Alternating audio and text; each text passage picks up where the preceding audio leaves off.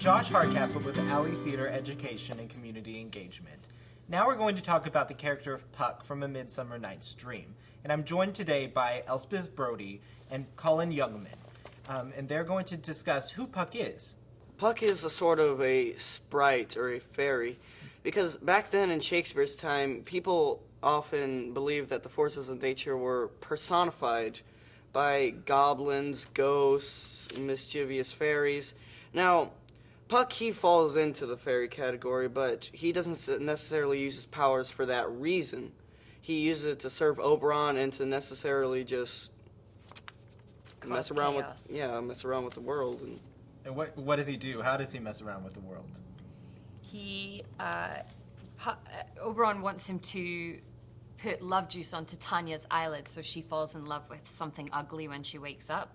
So he turns Bottom into an ass and she falls in love with him when he wakes up, when she wakes up. Also, the lovers, he wants Demetrius to fall in love with Helena, but he gets the wrong guy. Yes, and that causes one of the biggest conflicts in the play. And so, essentially, the play wouldn't have the same outcome without Puck. Okay, it's a really confusing play once Puck gets involved, isn't it? Yes. It really is.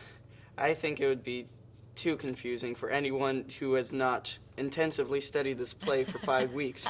to understand it? Yeah. Yeah, and so one thing we had to do this summer to help all of the students understand it was we had our professional actors read the play aloud, and in doing so, we discovered that Elspeth is a wonderful Puck. And today we have Puck's second to last speech from A Midsummer Night's Dream. Elspeth, could you share that text with us? Gladly.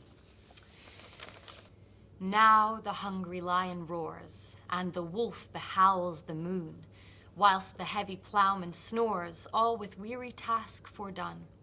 Now the wasted brands do glow, whilst the screech owl, screeching loud, puts the wretch that lies in woe in remembrance of a shroud. Now it is the time of night that the graves all gaping wide, every one lets forth his sprite in the churchway paths to glide. And we fairies that do run by the triple Hecate's team from the presence of the sun, following darkness like a dream, now are frolic. Not a mouse shall disturb this hallowed house. I am sent with broom before to sweep the dust behind the door. So this text comes after they leave the forest, and they're sweeping the chaos of the forest sort of under the rug, correct? Exactly. Okay, and now, Colin, what did you notice in Elspeth's reading of that text? Well, one of the few things that I did happen to catch was how much now was used in this piece. Now this, now that, now this again. It's like he's just talking about the passage of time. Exactly. It's like the chiming of a clock. Now. Absolutely. What does his text say?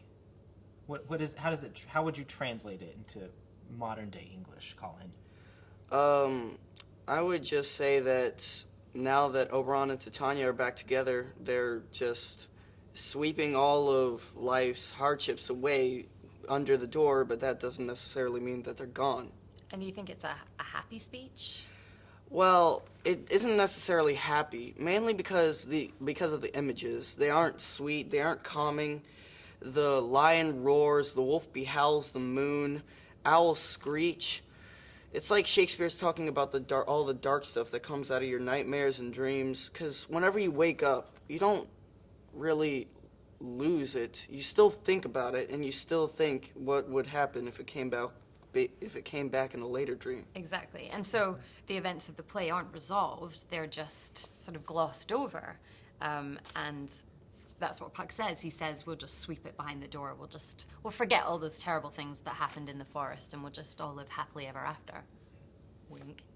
And hopefully still, they haunt you, right? Exactly. I remember having bad dreams as a child, and actually sometimes today when I'm really stressed out, and they give you something to think about. And the moral of that is that we have to take the bad things with us as we travel forward to the marriage Exactly. in the play, right? And it's not easy, you know, marriage isn't easy, you know? It's going to be complicated. Marriage needs two players.